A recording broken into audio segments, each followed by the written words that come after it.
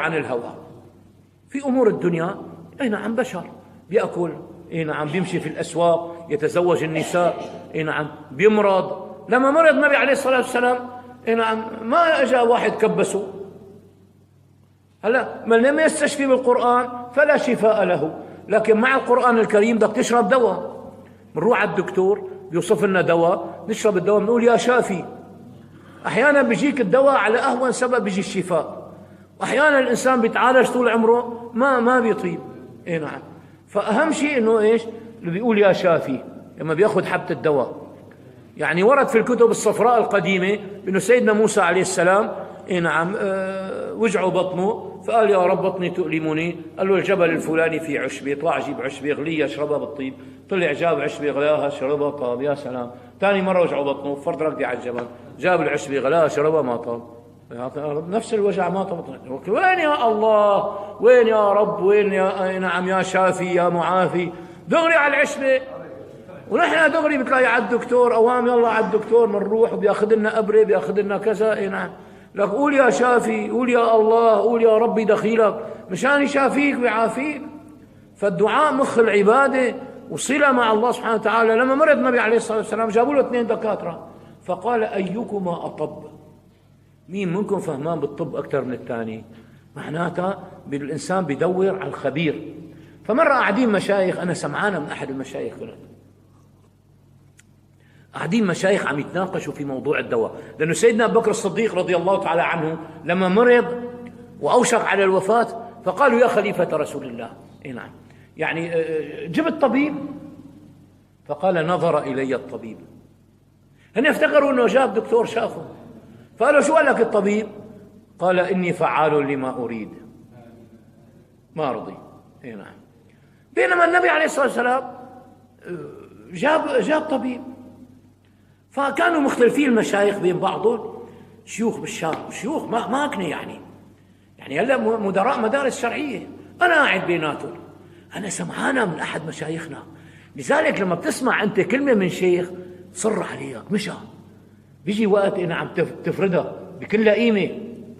فقلت لهم انا سمعت من مشايخنا بانه الدكاتره تبع بتاع كله يلي بحكم الراس والبطن والظهر والاجرين وانف واذن وحنجره ونسائيه وكل شيء، هذا اذا وصف لك دواء وما اخذته ما في مشكله.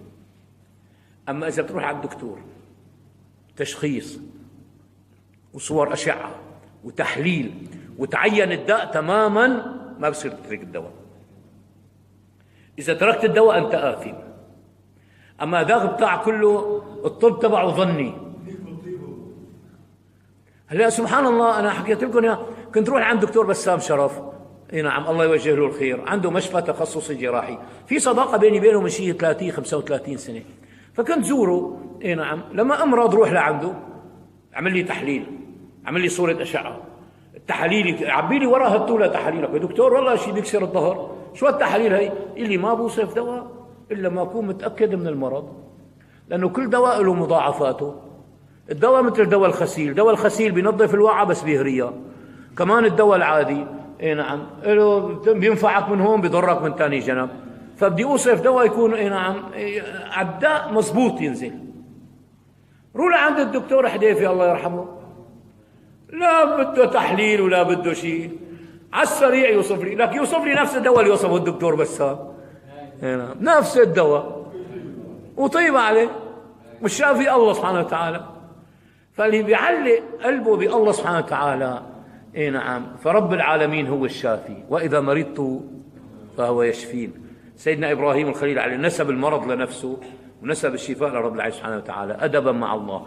اما هي حقيقه الامر المرض من الله سبحانه وتعالى والشفاء من رب العالمين سبحانه وتعالى، لكن بده يكون الانسان مؤدب مع رب العالمين. هلا ما بيجوز تقول انه الله سبحانه وتعالى خلق الحمار وخلق الاشياء المهانه، هو خلقهم، بس اما اشياء مهانه لا تجيب سيرتها. تقول الله سبحانه وتعالى خلق الكل، الله خالق كل شيء، تمام ما في مشكله. اما تجي اشياء اللي ما لها طعمه والاشياء التافهه اي نعم تنسبها انه مخلوقات او كذا، يعني بتحس. كان في رجل في زمن النبي عليه الصلاه والسلام يقرا بتبت يدا، لانه فيها شتيمه لابو لهب، لانه في شتيمه الله يجير الديان لابو لهب اللي هو عم النبي عليه الصلاه والسلام. فيحب يقرأ بتبت يدا أبي لهب وتب. فسبحان الله يعني هنا في ناس بيحبوا يوم بيحدثك بيقول لك أنت شيخ وعالم ورجل تقي ونحن بنحبك وطيب وحبك، بس إلك كم غلط، سفقني كم مسألة جاب أجلي فيها. نعم، يكون خبطني كم كلمة سيئين جدا، بس أول شيء يعني كشكشني أول شيء، يعني إحنا بنحبك وأنت شيخنا وأنتم كذا المشايخ علمائنا وأنتم أسيادنا وأنتم نعم، بس أنا بدي أقول لكم يعني إنه أنتم ما عندكم كلمة حق، ما عندكم كذا، ما علينا سخن خاطرنا. طيب بس أول شيء مدحني مشان لما يشتمني ما أزعل، شو ما بدي أزعل. نعم. فسبحان الله الأدب مع رب العالمين سبحانه وتعالى مطلوب، والأدب خير من الذهب. لما الإنسان بيكون مؤدب، لشوف درهم علم يلزمه قنطار أدب، شوية علم مع رجل وأدب كتير. هلا ليش بحبه للشيخ نعم المارديني، الشيخ الصغير نعم سبحان الذي خلقه صغير بالسن أما كبير نعم عند الله سبحانه وتعالى. ليش بحبه؟ لأنه مؤدب جدا نعم. فيوم بيجتمع أنه بقدمه إمام، ما بقدم عليه أنا نعم، ما بحب أنه يصلي وراي، بقدمه إمام. يعني الأدب له وقع عند الناس. أما إذا عندي علم الأولين والآخرين وما عندي أدب ومسيء للناس. مرة كنت عم أساوي موافقة على كتاب